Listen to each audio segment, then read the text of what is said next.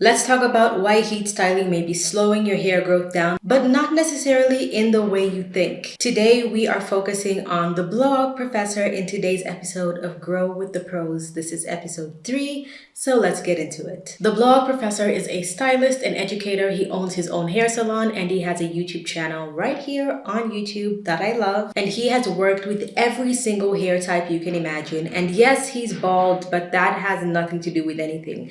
Just because he doesn't have hair on his head doesn't mean his information is not vital, because he does care for a lot of other people's hair that have thanked him for hair growth, and I've used some of his tips and they are amazing. So if you feel like your hair can never get past a certain length, even though you think you're doing all the right things, this video is for you. Segment 1 is focused on heat damage specifically and how it is affecting you. So the blowout professor explains that heat is actually not the enemy. He's not telling you to avoid heat. He's just telling you to use it correctly. The real issue is how much heat you're using, how often you're using heat, and how unprotected your hair is when you style it. So here's the thing. Your hair is made out of protein. When you apply a lot of heat to it, that protein is weakened and some of those bonds are broken, which is why if you have curly hair or frizzy hair, it can go from super curly to bone straight. Think of it like overcooking pasta. If it gets too soft and too weak, it just breaks in half when you're trying to eat it. But if you cook it to the perfect texture, you can wrap it around your spoon, it's going to be perfect.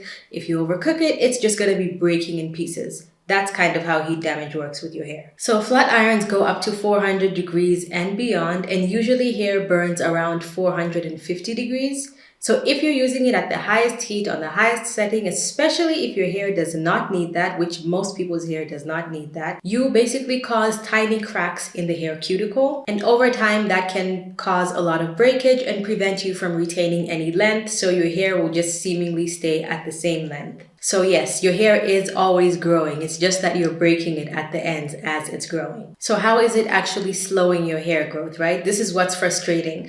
The thought is that using a lot of heat is going to make your hair damaged and then it's going to be growing slower. But you can't flat iron hair that hasn't grown yet. You can't heat damage hair that hasn't grown out of your scalp yet. However, if you're damaging it and breaking it at the same rate or faster than it is growing, you're going to get the illusion that your hair is not growing because it's been the exact same length. It's because the heat you're using is constantly breaking that hair off and breaking it off and breaking it off, so you can never hold on to that hair. So here's how you can actually use heat smarter and alternatives. These are the blowout professor's top tips on how to use heat for your hair properly, and these are tips I also use on my own hair, so it definitely works. By the way, this is a wig. I think I showed my hair at the beginning of this video, but I actually use these tips on my wig too. Number 1 is heat protectant is a non-negotiable. Every single time you use heat, whether it's a blow dryer or a flat iron, sometimes even the sun, you need to use a heat protector. And for me personally, I like to double up by using a liquid one, which is usually like in my liquid leave-in, which is usually the Pureology 21 Benefits one. And then when it's time to add a flat iron, I will go over again with one that's actually sitting right next to me here. And this is the Amica Blockade Heat Defense Serum. And I like to use a serum when it comes to using a flat iron because I want to create as many barriers as possible to get my hair looking beautiful and sleek and lightweight, but completely protected from the heat. It is not a gimmick. It is just like sunscreen for your hair. And in the same way, some people believe sunscreen doesn't work on your skin. Some people think that heat protectant doesn't do anything and you can just use a natural oil like avocado oil or something. Do not listen to them. Use an actual heat protectant. His next tip is to turn down the temperature, especially on a flat iron. So like for me, I use pretty high heat, basically the highest temperature because I have really thick, coarse hair and it is very frizzy. My hair can handle it, but sometimes I won't even use the highest heat all over my head. On certain sections, I can turn the heat down. So for most people, between 300 and 350 would be fine. 400 for most people would get their hair nice and straight. All you need to do is focus on taking very small sections and doing a slow pass. One slow pass with a flat iron, not many passes where the hair is uneven and some places will be over-processed and other places will be under-processed.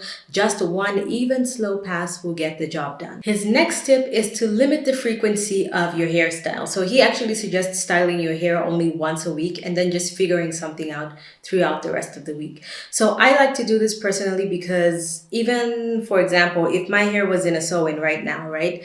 If I had leave out and then this is the texture of the hair, my hair wouldn't match this texture if it was really hot and my hair sort of reverted. So what I would do is just do basically a version of the style I have on now. My hair would be nice and sleek, and then if my roots revert and I feel like I need to flat iron them again, I would wait till at least the week is up and just throw on a headband, throw on a scarf. There's so many hairstyles where you can work around it so you don't have to use heat on your hair every single day. And the problem with using heat on your hair every single day is at the beginning, you don't notice any damage and you get used to it and your hair looks great, especially if you have things that are like less damaging, like a Dyson Airwrap. You're like, I'm just gonna use my Dyson Airwrap every morning. It's just like a blow dryer.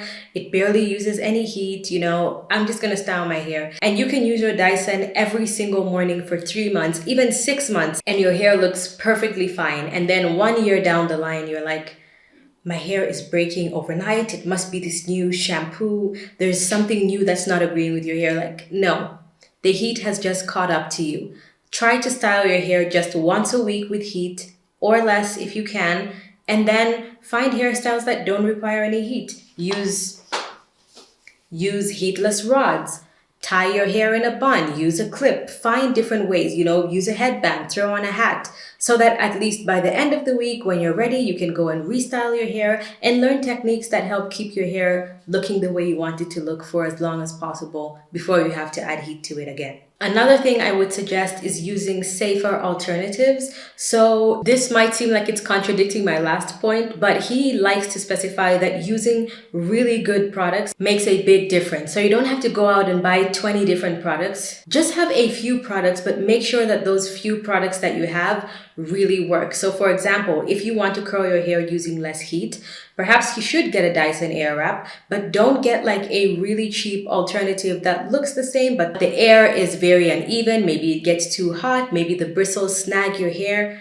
I'm not saying you have to get a Dyson. There's a Shark. There's the Shark styler. There's other stylers that are just as good, but I'm just saying make sure you find one that's actually good. When you're looking for a hairbrush, make sure it's one that doesn't snag your hair. If you're going to use heatless curlers, make sure that these snap on correctly and they don't snag at your hair when you're taking them out. Just simple things like that. When you're using hair ties, don't use ones that have like metal bands attached that could rip your hair out.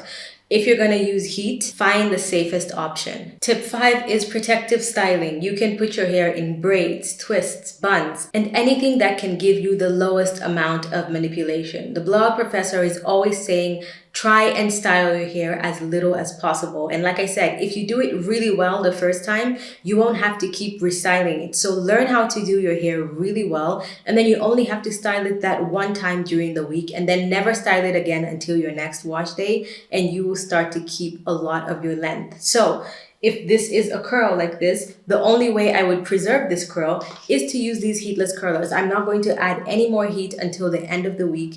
If I need it, sometimes even at the end of the week, I won't add any more heat, and this will be fine enough until it's time for that next style.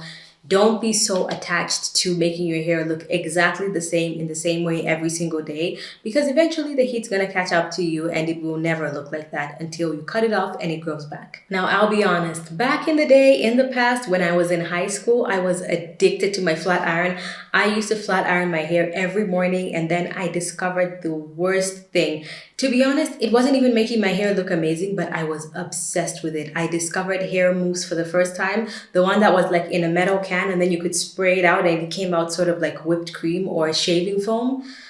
I would put that on my leave out or just on my hair, and then I would flat iron it, and my hair broke so badly.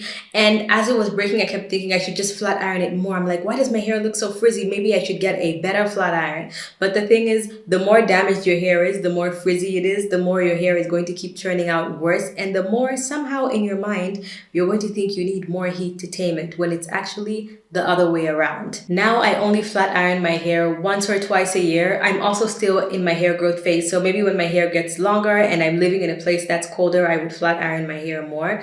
But I'm not saying give up the fun, just, tie your hair up and don't style it so that you can grow your hair as much as possible, because you still need to live, you still need to enjoy your hair and style it and have fun. Just try and do it in the safest way you possibly can while still trying to grow your hair. So if you feel like your hair is not growing, it might be the heat holding you back. So here's a challenge for you. Try and give yourself a 30-day no heat reset. Just braid your hair, or at least no direct heat. So let's say you can use a blow dryer but don't use a flat iron. You can find heatless curls, you can find braids, other protective styles, wigs, headbands, head wraps, and just see if you see an improvement in your hair. And then come back to this video and let me know in the comments. Don't forget to like this video, share it with a friend, hit my face right there to subscribe if you didn't in the beginning, and let me know who you want to see next on Grow with the Pros. Also consider joining my membership if you want priority response to all your comments and other perks. Thank you so much for watching, and I'll see you guys in my next one.